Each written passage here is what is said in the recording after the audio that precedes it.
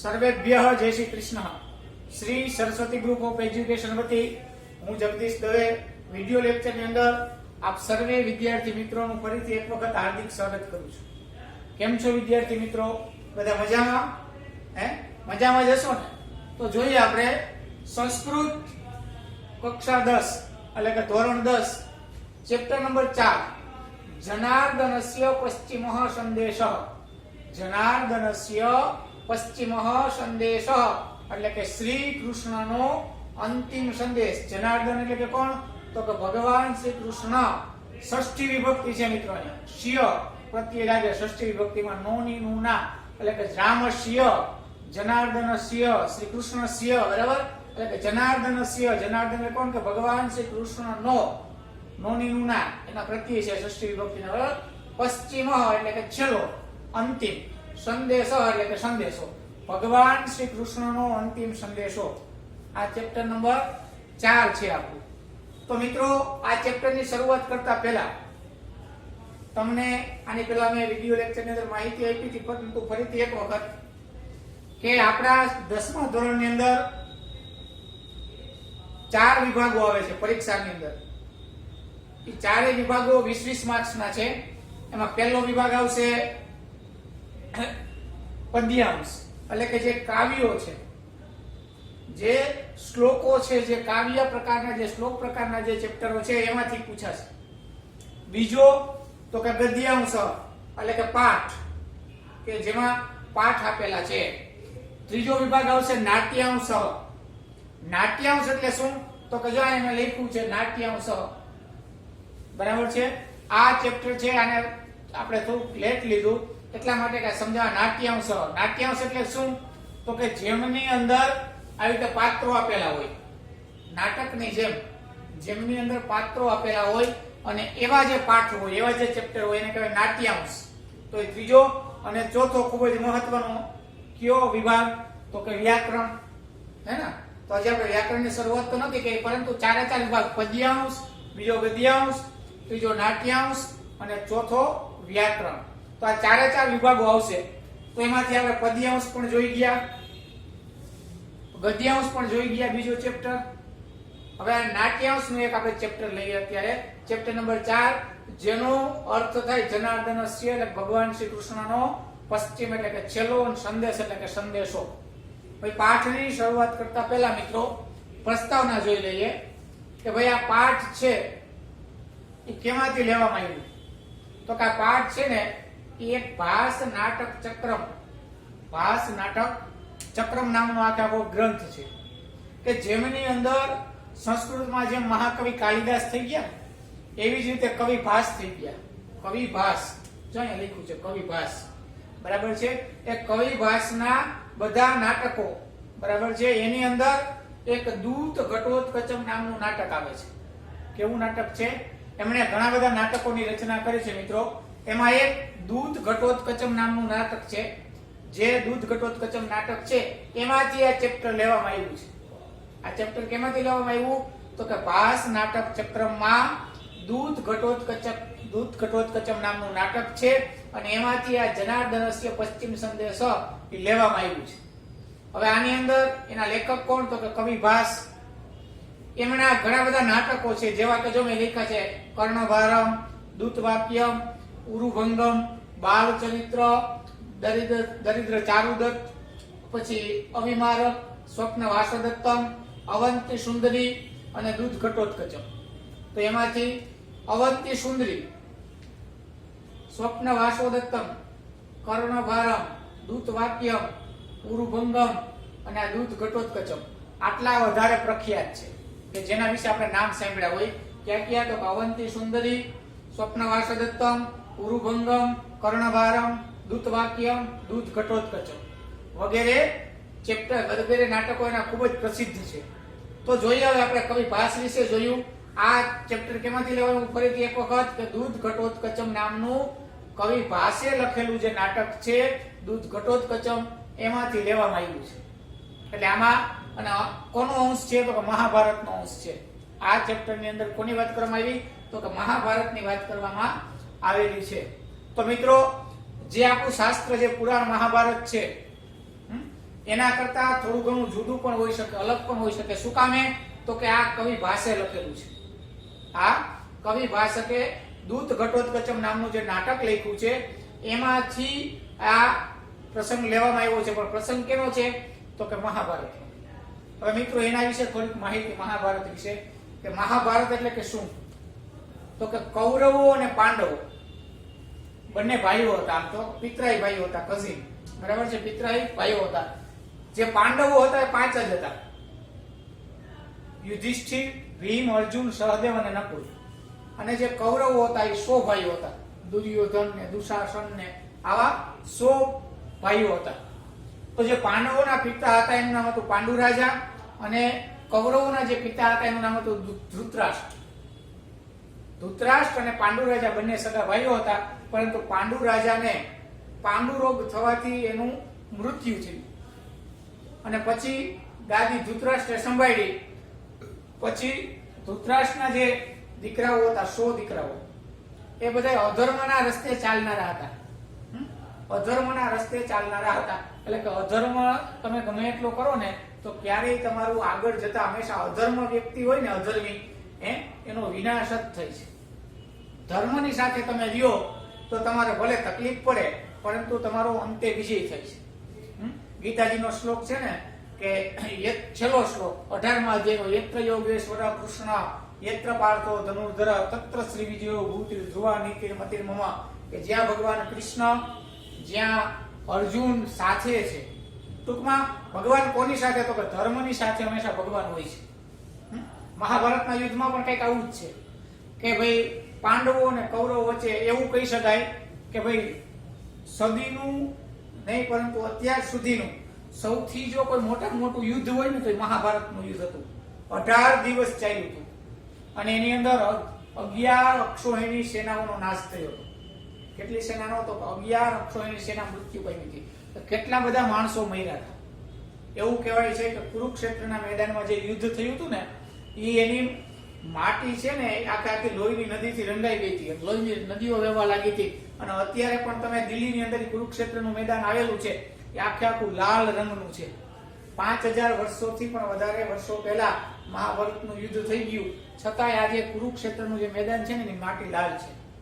તમે વિચાર કરો તો એની અંદર કેટલું લોહી રેડાણું છે, કેટલા બધા વીરો શહીદ થયા હશે.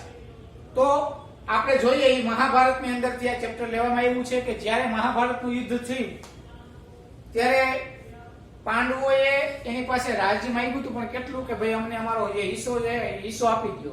તો દુર્યોધન વગેરે કીધું કે નહીં, તમને હિસ્સો દેવો નથી. તો પાંડવોએ એવું કીધું, સમજુ હતા, જ્ઞાની હતા, કાંઈ વાંધો નહીં, અમે 5 ભાઈઓ છે, અમને માત્ર 5 ગામડા આપી દો. તો અમે 5 ગામ આપો તો અમે જેથી કરીને અમે રાજ કરીએ અને અમારું ગુજરાન ચલાવીએ. પણ દુર્યોધને એવું કહી દીધું કે 5 ગામ તો શું, પણ સોયનો અગ્રભાગ, આપણે કપડા સીવવાની સોય હોય ને એનો આગળનો જે ભાગ હોય ને અણીદાર, એટલો ભાગ પણ અમારે તમને આપવો નથી, એવી ચોખ્ખી ના પાડી દીધી. જો તમારે જોતું હોય તો અમારી સાથે યુદ્ધ કરો, અમારી સાથે યુદ્ધ કરો, યુદ્ધમાં તમે જીતો તો તમે લઈ જાજો, બધું રાજ લઈ જાજો, બાકી એમને કાંઈ દેવું છે નહીં. અને એને એવું હતું કે ભાઈ આ તો 5 જ ભાઈ, આપણે તો 100 ભાઈ, આપણે જીતી જશું. પરંતુ એ અધર્મ હતો અને પાંડવો સાથે ધર્મ હતો, ભગવાન હતા. એટલા માટેથી છેલ્લે આનો નિર્ણય એવો આવે છે મહાભારતના યુદ્ધનો કે 5 ભાઈઓ છતાં પાંડવો જીતી જાય છે. તો ભગવાન કૃષ્ણ એક વખત એને સમજાવવા જાય છે દૂત બનીને, મહાભારતની કથા છે, પરંતુ એ માનતા નથી. તો ભગવાન આવતા રહ્યા, પછી અંતે યુદ્ધ નિશ્ચય થઈ ગયું કે હવે યુદ્ધ જ કરવાનું છે. બધી સેનાઓ ભેગી થઈ, ભગવાન કૃષ્ણ છે એને એવું કીધું કે ભાઈ હું, દુર્યોધન અને અર્જુન બંને ગયા ભગવાન પાસે માંગવા માટેથી, સેના માંગવા. તો ભગવાન કૃષ્ણે એવું કીધું કે એક બાજુ મારી બધી સેના, એક બાજુ હું એકલો, પણ હું જેના ભેગો આવીશ હું હથિયાર પણ ઉપાડીશ નહીં. એટલે દુર્યોધન કે એનામાં અધર્મી બુદ્ધિ હતી, એટલે કે ભાઈ તમે આવો અમારી બાજુ અને હથિયાર ન પડે, તમને અમારે હું જોવા છે, અમને તમને જોયા તો છે જ, એટલે એક કામ કરો તમારી સેના અમને આપી દો, તમે કહો પાંડવો ભેગા રહ્યો. એટલે ભગવાન કૃષ્ણ પાંડવો સાથે ગયા, અને પછી એ યુદ્ધ થયું. અને આપણે જે ગીતાજી છે ને, શ્રીમદ ભગવદ ગીતા, એ મહાભારતના યુદ્ધમાંથી જ ઉત્પન્ન થઈ. આ ભારતની ભૂમિ કેવી છે? એક શેર છે ને કે આ ભારતની ભૂમિ એવી છે કે જ્યાં મહાભારત વાવો અને ગીતા નીકળે. જ્યાં મહાભારત વાવો અને ગીતા નીકળે, એટલે કે મહાભારતનું યુદ્ધ થયું અને એમાંથી સરસ મજાનું ભગવાનના મુખમાંથી ગીતાજી ઉત્પન્ન થયા. તો એ ગીતાજીના 18 અધ્યાયો છે.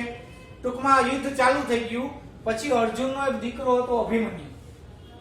એ અભિમન્યુનું મૃત્યુ થયું.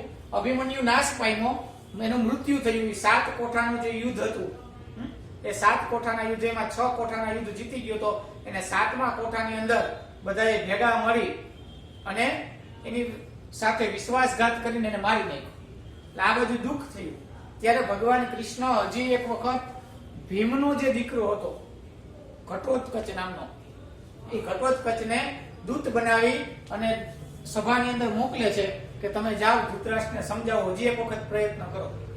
પરંતુ એ પણ સમજતા નથી. એટલે ભગવાન જે કૃષ્ણ ઘટોત્કચને જે દૂત બનાવીને મોકલે છે એની આ કથા ચેપ્ટરની અંદર આપવામાં આવેલી છે. ને એ કવિ ભાસે લખેલું દૂત ઘટોત્કચમ, એટલે કે દૂત બનીને ગયેલો ઘટોત્કચમ.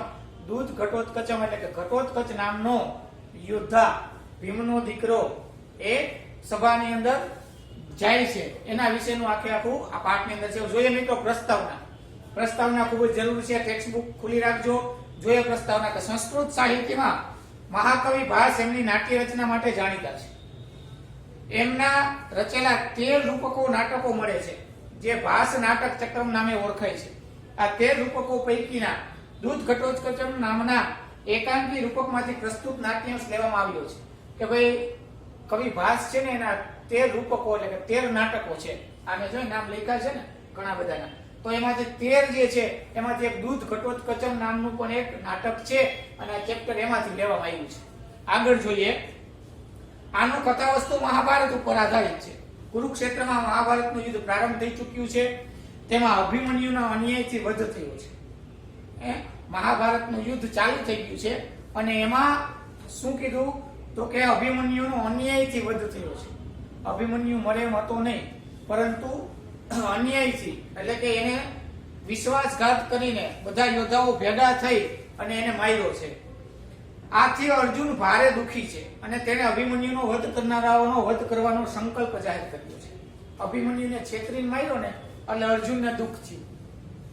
જો એ વીરગતિને પામ્યો હોત, બરાબર છે, યુદ્ધ કરતા કરતા, તો અર્જુનને એટલું બધું દુઃખ ન થાત. દુઃખ તો થાત દીકરો મરે એટલે, પરંતુ એ અન્યાયથી છેતરીને માર્યો છે, એનો વધ કર્યો છે એટલે અર્જુનને ઘણું બધું દુઃખ થયું અને અર્જુન તરત જ પ્રતિજ્ઞા કરે છે, સંકલ્પ કરે છે કે જેમણે મારા દીકરા અભિમન્યુને માર્યો છે ભેગા મળીને છેતરીને, એને બધાઈને હું મારીશ. આગળ જોઈએ.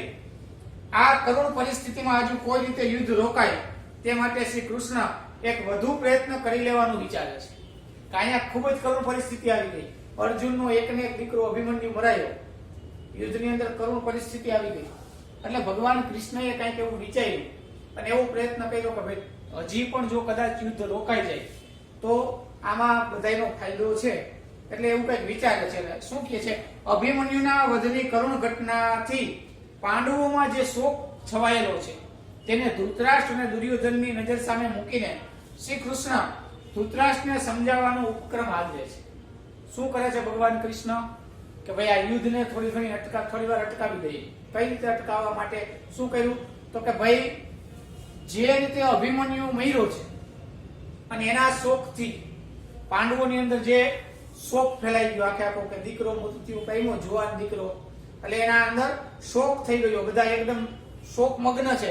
ત્યારે ભગવાન કૃષ્ણ છે એ દૂત બની અને ધૃતરાષ્ટ્રને સમજાવવાનો પ્રયત્ન કરે છે, એને મોકલે છે દૂત બનાવી.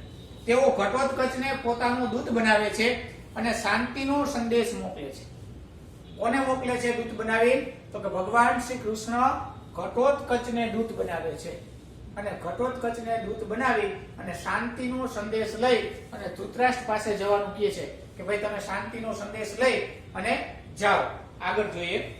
પણ યુદ્ધના ઉન્માદમાં ડૂબેલા દુર્યોધન અને તેના સહયોગી શકુની વગેરે આ શાંતિનો સંદેશ સાંભળવા તૈયાર નથી. પરંતુ શું થયું તો કે ભાઈ આખા અભિમાનથી ડૂબેલા યુદ્ધના ઉન્માદથી ડૂબેલા કે યુદ્ધ અમે જ જીતવાના છીએ, એની પાસે તો સેનાએ નથી અને ગમે એમ થવાનું છે, તો ઉન્માદથી ડૂબેલા દુર્યોધન વગેરે એ બધા શું કહે છે તો કે શકુની વગેરે એ બધા શું કરે છે તો કે શાંતિનો સંદેશ સાંભળવા તૈયાર નથી થતા. ઘટોત્કચ જાય છે શાંતિનો સંદેશ લઈ, એ સાંભળવા તૈયાર થતા નથી. છેવટે ઘટોત્કચ શ્રી કૃષ્ણનો પશ્ચિમ એટલે કે અંતિમ સંદેશ સંભળાવે છે. ઘટોત્કચ જઈ અને ત્યાં પેલા તો શાંતિપૂર્વક સમાધાન કરવાનું કહે છે, પણ સાંભળતા નથી.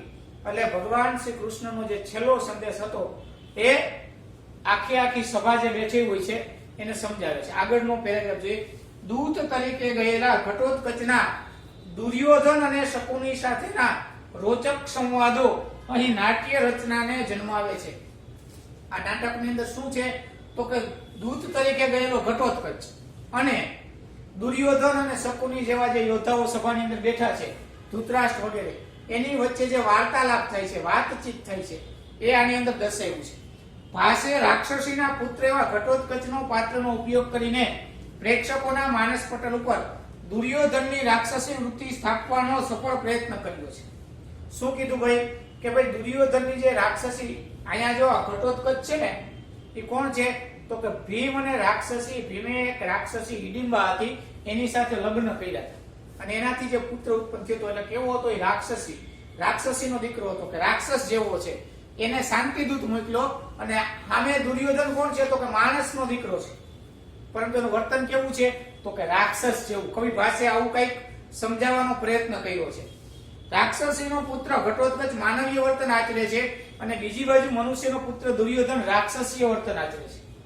આ દૂત બની જાય છે. રાક્ષસ હોવા છતાં એ માનવ જેવું વર્તન કરે છે અને દુર્યોધન માનવ હોવા છતાં એ રાક્ષસ જેવું વર્તન કરે છે. કવિ ભાસે આ નાટકની અંદર એવું સરસ મજાનો ઉલ્લેખ કર્યો છે. આ સરસ વિરોધાભાસ ભાસે પોતાની અનુપમ નાટ્ય કથાના બળે અહીં ઉભો કરી આપ્યો છે. દુર્યોધનનું આ વર્તન છેવટે તો આખા કુટુંબનો વિનાશ નોતરે છે. સમાધાનનો પ્રસ્તાવ ન સ્વીકારનાર માણસ પોતાના અને પોતાના કુટુંબનો વિનાશ કરી લે છે, તે તથ્ય રૂપક દ્વારા જણાવાયું છે. શું કીધું કે ભાઈ છેવટે દુર્યોધન છે એ માનતો નથી, તો શું થાય છે તો કે આખા કુટુંબનો વિનાશ. એની પાછળ એમ કહેવાય કે પાણી પાવા ઉપર કોઈ રહેવા દીધું નહીં, એની પાછળ શ્રાદ્ધ કરવા વાળો પણ કોઈ વ્યક્તિ વધવા દીધો નહીં. વધારે અભિમાન આવી જાય ને તો આવું જ થાય. તો કવિ પાસે આ સરસ મજાનું નાટક બતાવ્યું છે. હવે જે ઘટોત્કચ છે એ ઘટોત્કચ ભીમ અને એક હિડિંબા નામની રાક્ષસી હતી, એનું જે સંતાન થયું એનું નામ ઘટોત્કચ હતું. હવે એનું નામ ઘટોત્કચ શું કામે રાખવામાં આવ્યું તો કે એનો જન્મ થયો ને ત્યારે એનું માથું છે ને ઘડા જેવું હતું. એનું માથું કેવું હતું? ઘડા જેવું. એટલે જો ઘટ નો અર્થ થાય ઘડો, સંસ્કૃતમાં ઘટ શબ્દનો અર્થ થાય ઘડો, કે એનું માથું ઘડા જેવું હતું, એટલા માટે થઈ અને એનું નામ ઘટોત્કચ એવું રાખવામાં આવ્યું.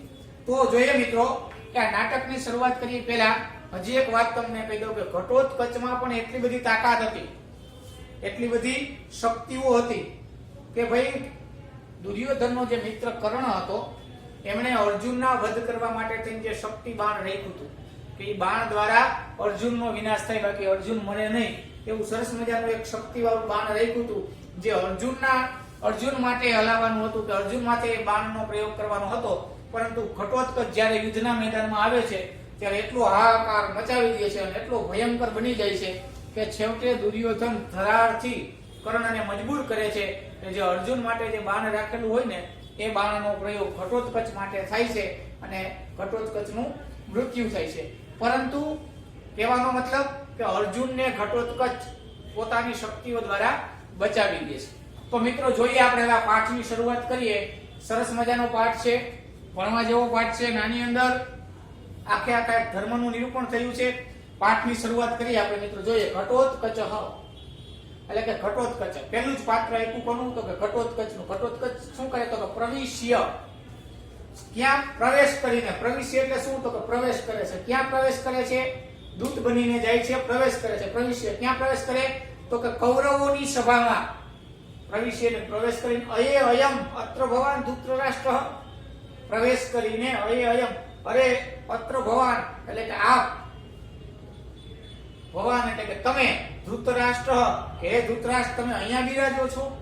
ધૃતરાષ્ટ્રને જોઈ અને પ્રવેશ કરે. પેલા તો આખું એક નાટક છે કે ધૃતરાષ્ટ્રની સભાની અંદર આખી સભા ભરેલી હોય કૌરવોની, એની અંદર ઘટોત્કચ પ્રવેશ કરે છે અને ત્યાં જઈને શું કહે છે, અરે અયમ અત્ર ભગવાન ધૃતરાષ્ટ્ર, ઓહો ધૃતરાષ્ટ્ર તમે અહીંયા બિરાજમાન છો.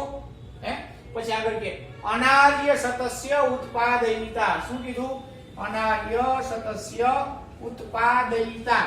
અનાર્ય એટલે કે પુત્ર, અનાર્ય નો અર્થ થાય દીકરો, પુત્ર. સતસ્ય એટલે કે સતમ નો અર્થ થાય 100, ષષ્ઠી વિભક્તિ છે કે 100 પુત્રોના ઉત્પાદયિતા એટલે કે તમે 100 દીકરોને ઉત્પન્ન કરનારા, 100 દીકરાઓને ઉત્પન્ન કરનારા ધૃતરાષ્ટ્રને કહે છે. એના 100 દીકરા એટલે કે 100 દીકરાઓને ઉત્પન્ન કરનારા. પછી ઉપસૃત્ય, ઉપસૃત્ય એટલે કે પાસે જઈને, ઉપસૃત્ય એટલે કે પાસે નજીક જઈને, ધૃતરાષ્ટ્ર નજીક જઈને પિતામહ હે દાદા, આમ તો દાદા થતા હતા ને એના, બરાબર છે, તો પિતામહ કે દાદા અભિવાદયે ઘટોત્ક, અભિવાદન કરું છું, ઘટોત્ક એટલે કે નમસ્કાર કરું છું, ઘટોત્ક એટલું બોલી જો ડેશ ડેશ ડેશ અટકી જાય છે. શું કહે છે? પાસે જઈને પિતામહને કહે છે કે અભિવાદયે ઘટોત્કચ, એમ કર ઘટોત્ક એટલું બોલી નપી જાય. ઇતિ અર્ધોક્તે એટલું અડધું રાખી, ન ન ન અયમ અક્રમઃ, ના ના ના આ ક્રમ નથી. અયમ એટલે કે આ, અક્રમઃ એટલે કે આ ક્રમ નથી, આ અક્રમ છે. શું કામે?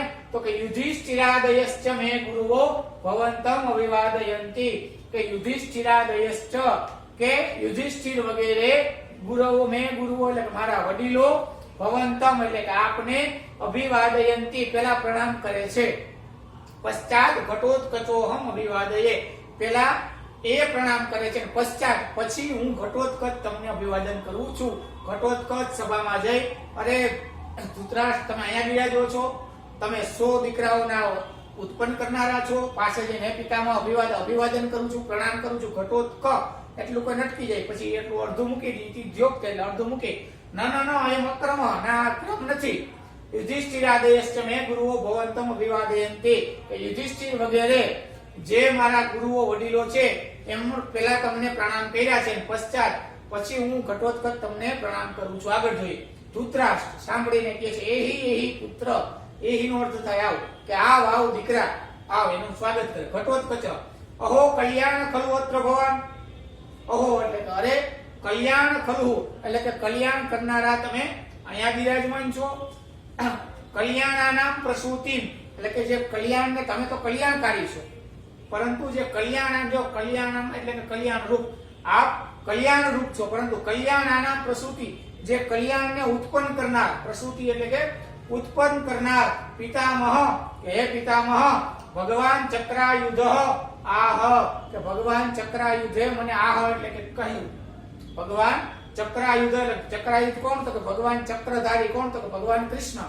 કે તમે તો કલ્યાણ રૂપ છો, પરંતુ કલ્યાણને જે જન્મ આપનારા છે, જે કલ્યાણ ઉત્પન્ન કરનારા છે એ ભગવાન કૃષ્ણ એ પિતામહમ આહ મને તમને કહેવા માટે થઈને અહીંયા મોકલ્યો છે. પિતામહમ આહ એટલે કે કહેવા માટે થઈ.